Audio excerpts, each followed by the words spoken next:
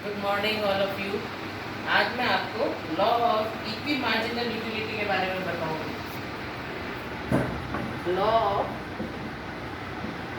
Equi marginal utility, समसीमांत उपयोगिता नियम।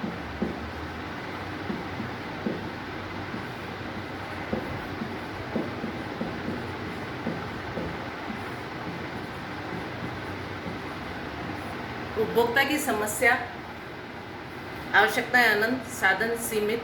इस समस्या के समाधान के लिए मार्शल ने law of equi marginal utility दिया, जिसका सैद्धांतिक और व्यवहारिक और वैज्ञानिक तीनों दृष्टिकोणों से महत्व है। इसे हम प्रतिस्थापन का नियम भी कहते हैं। लॉ ऑफ सब्स्टिट्यूशन, प्रतिस्थापन का नियम, क्योंकि इसमें हम एक वस्तु के स्थान पर दूसरी वस्तु का प्रतिस्थापन करते हैं।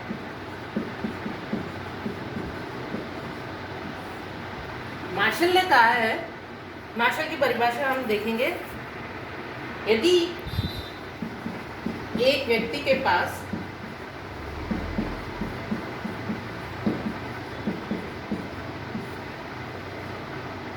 ऐसी वस्तु है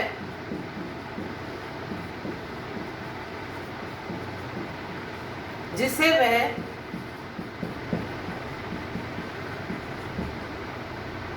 कई उपभोगों में लगा सकता है,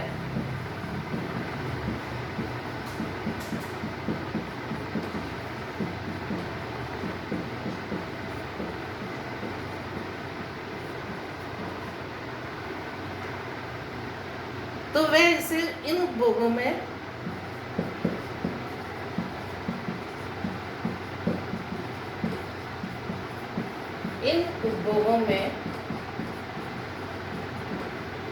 इस प्रकार से विभाजित करेगा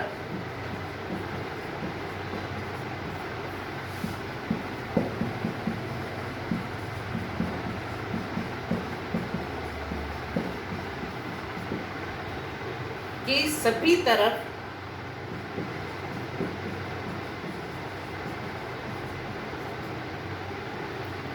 इस वस्तु की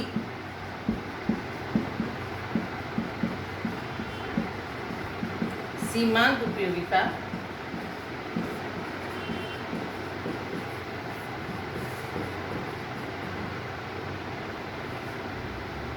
बराबर हो।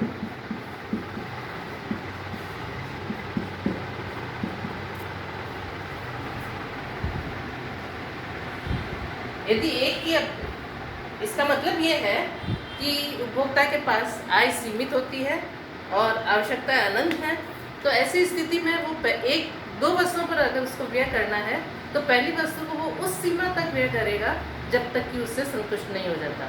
उसके बाद वो दूसरी वस्तु का उपभोग करेगा और दोनों वस्तुओं पर अपने व्यय को इस तरह से करेगा कि व्यय की अंतिम इकाई से प्राप्त सीमांत उपयोगिता बराबर हो। अगर वो 4 इकाई एक्स वस्तु, दो वस्तुएं खरीदनी है, मान लीजिए उसे एक्स और वाई वस्तु, अगर वो 4 इकाई एक्स की और 5 इकाई वाई की खरीद रहा है और 9 रुपये खर्च कर रहा है, तो एक्स की चौथी इकाई और वाई की 5वीं इकाई से प्राप्त सीमांत उपयोगिताएं बराबर होनी चाहिए। यही इस सिद्धांत का सार है। दोनों की सीमांत उपयोगिताएं बराबर होने का मतलब है कि वो एक्स को उस सीमा तक खरीदेगा जब तक कि वो उससे संतुष्ट नहीं हो जाता, और उसके बाद वो वाई को खरीदेगा और वाई को भी उस सीमा तक खरीदेगा जब तक कि वो उससे संतुष्ट नहीं हो जाता। तो इस सिद्धांत में उपभोक्ता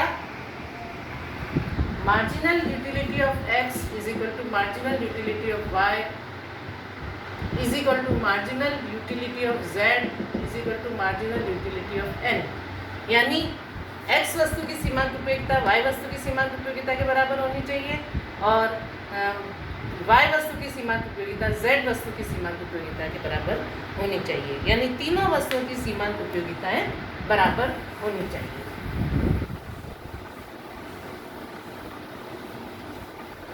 ये सिद्धांत वस्तु विनिमय की स्थिति में लागू नहीं होता था। वस्तु विनिमय किसे कहते हैं? वस्तु विनिमय और मुद्रा विनिमय दो प्रकार के विनिमय होते हैं। पहले जब अर्थव्यवस्था बहुत संकुचित थी, समाज का दायरा बहुत छोटा था, तो ऐसी स्थिति में बाजार विकसित नहीं हुए थे, तो ऐसी स्थिति में वस्तु विनिमय प्रचलित था। वस्तु विनिमय का मतलब होता है वस्तुओं के बदले वस्तु का लेन देन। यानी एक व्यक्ति के पास मान लीजिए कंबल है और एक व्यक्ति के पास भैंस है, तो वो 2 कंबल के बदले में एक भैंस ले ले। क्योंकि उस समय मुद्रा चलन में नहीं थी, तो लेन देन का यही तरीका हुआ करता था। समाज छोटा था। आज भी आप देखोगे वस्तु विनिमय किसी किसी क्षेत्र में अभी भी चलता है। जैसे आपके यहाँ बर्तन बेचने वाले आते हैं, कपड़े के बदले में बर्तन लेके जाते हैं, कई लोग ऐसे लेन देन करते हैं, तो ये वस्तु विनिमय कहलाता है। गांव में अभी भी आप अनाज लेके जाइए और कोई सामान, कोई फ्रूट या सब्जी खरीद के उसके बदले में सब्जी बेचने वाला देता है। तो ये वस्तु विनिमय है जो अब बहुत कम चलन में है, क्योंकि आज की तारीख में अगर आप किताबों के बदले में कंबल देना चाहते हैं, तो आप कहाँ ढूंढेंगे कि कौन कंबल वाला लेना चाह रहा है और मैं किससे किताबें दूँ। तो इन सारी जटिलताओं के कारण मुद्रा विनिमय चलन में आया। मुद्रा विनिमय का मतलब है मुद्रा के बदले में वस्तु और सेवाओं का लेन देन। आप बाजार जाइए, पैसा खर्च करिए और बदले में वस्तु खरीदिए। तो जब मुद्रा विनिमय चलन में आ गया, तभी ये सिद्धांत लागू हुआ।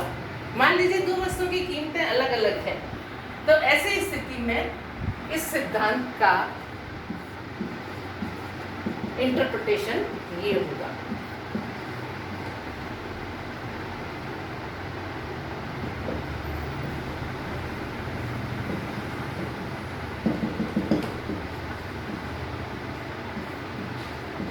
यानी x की सीमांत उपयोगिता का उसकी कीमत से अनुपात बराबर होना चाहिए y की सीमांत उपयोगिता का उसकी कीमत से अनुपात बराबर होना चाहिए z की सीमांत उपयोगिता का उसकी कीमत से अनुपात। यानी n वस्तुओं का सीमांत उपयोगिता उसकी कीमत के अनुपात के बराबर होनी चाहिए। इस सिद्धांत की मान्यताएं हैं। मान्यताएं उपयोगिता सिद्धांत की सब सारे सिद्धांतों की एक समान है।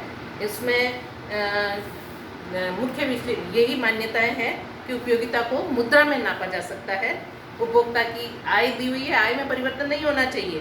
वस्तु की कीमतें दी हुई हैं, मुद्रा की सीमांत उपयोगिता स्थिर है और घटती हुई सीमांत उपयोगिता का नियम लागू होना चाहिए। बढ़ती हुई सीमांत उपयोगिता का सिद्धांत में हम सम सीमांत उपयोगिता नियम को नहीं पढ़ पाएंगे। अब इस सिद्धांत का हम मैथमेटिकल इंटरप्रिटेशन करेंगे। ये फॉर्मूला अगर आपको समझ में आ गया है, तो हम इसी के आधार पर इसको मैथमेटिकली प्रूव करेंगे। कुछ नहीं है, एक उपभोक्ता अगर 2 वस्तुएं खरीदता है, आमतौर पर हम 2 वस्तुओं की बात ही करते हैं, क्योंकि हमारे पास 2 एक्सिस ही होते हैं, एक्स और वाई वस्तु, एक्स और वाई एक्सिस। तो अगर उपभोक्ता 2 वस्तुएं खरीद रहा है, तो एक्स वस्तु की सीमांत उपयोगिता का उसकी कीमत से अनुपात वाई वस्तु की सीमांत उपयोगिता का उसकी कीमत के अनुपात के बराबर होना चाहिए। हम इसे मैथमेटिकली भी देखेंगे। सिद्धांत का स्पष्टीकरण मैथमेटिकली प्रूव करेंगे।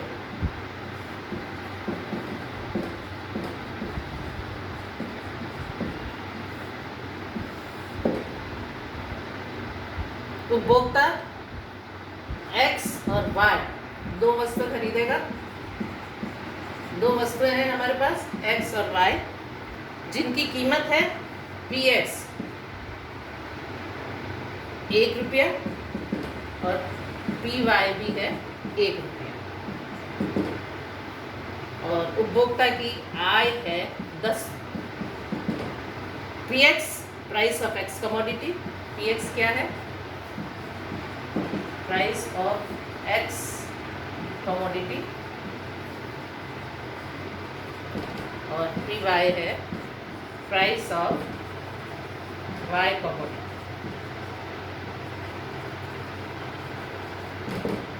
तो x और y 2 वस्तुएं दी हुई हैं। x की कीमत 1 रुपया, y की कीमत 1 रुपया, आय 10 रुपये। मैं आपको केवल एग्जाम्पल दे देती हूँ।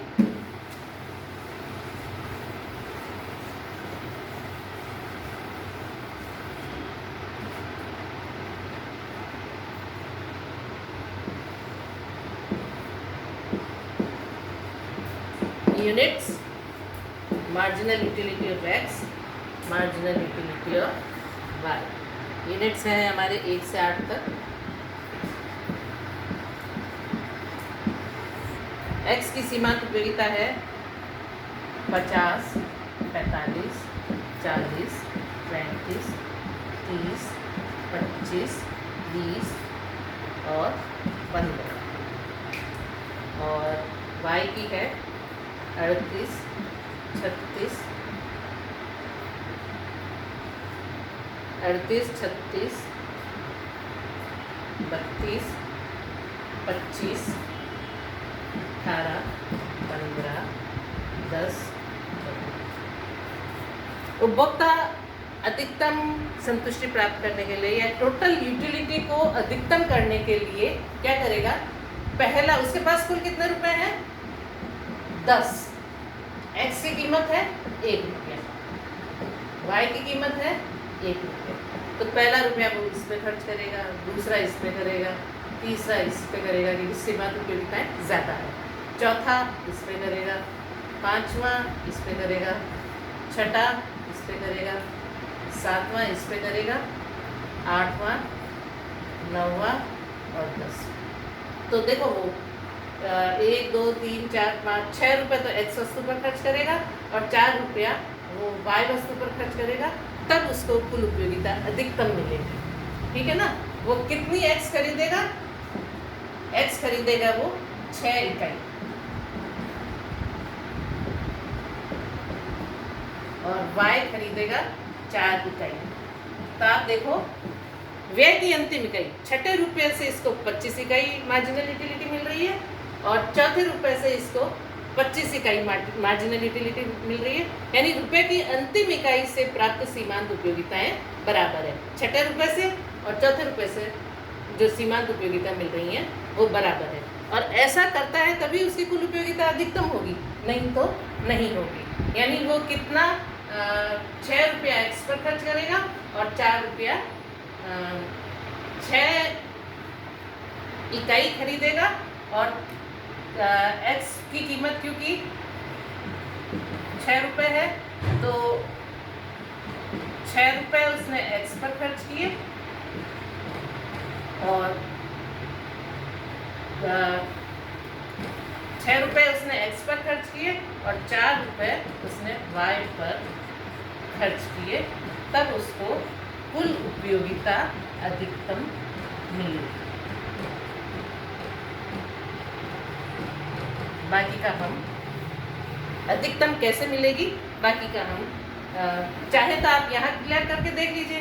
अगर वो 6 रुपये इस पर खर्च करता है तो इन 6 इकाइयों को जोड़ लो, इन 4 इकाइयों को जोड़ लो, तो कुल उपयोगिता अधिकतम मिलेगी। ऐसा अगर वो नहीं करता है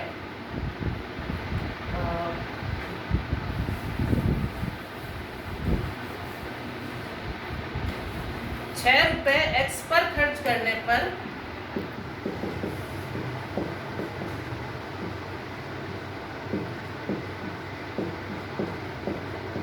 कुल उपयोगिता कितनी हुई? 50, 45, 40, 35, 30 और 25, यानी कुल उपयोगिता आपकी हो गई 225, 225। और 4 रुपये वाई पर खर्च करने पर कुल उपयोगिता कितनी हो गई? 38, 36, 32 और 25, यानी 131। 131 प्लस 225 बराबर हो गई 356। तो आप ये कहेंगे कि वो 6 यूनिट एक्स की X P X plus Y P Y, ये भी एक फॉर्मूला है। अगर वो 6 यूनिट एक्स की खरीदता है, कीमत 1 रुपया है, 4 यूनिट वाई की खरीदता है, कीमत 1 रुपया है, तो उसने 10 रुपये खर्च कर दिए। और ऐसी स्थिति में उसको कुल उपयोगिता 256 के बराबर मिली। आप देखेंगे कि अगर वो ये सिद्धांत का पालन नहीं करता है, इस स्थिति में क्या हुआ? देखो आप, marginal utility of X upon P X is equal to marginal utility of Y upon P Y, यानी मार्जिनल यूटिलिटी अंतिम इकाई की कितनी है? 25/1 इजिकल टू 25/1, तो दोनों बराबर हो गई ना। अगर वो ऐसा नहीं करता है और 5 रुपये एक्स पर खर्च करके 5 रुपये वाई पर खर्च करता है, तो उसकी कुल उपयोगिता कम हो जाएगी। या वो 7 रुपये एक्स पर खर्च करके 3 रुपये वाई पर खर्च करता है, तो भी उसकी कुल उपयोगिता कम होगी। ये हम कल देखेंगे।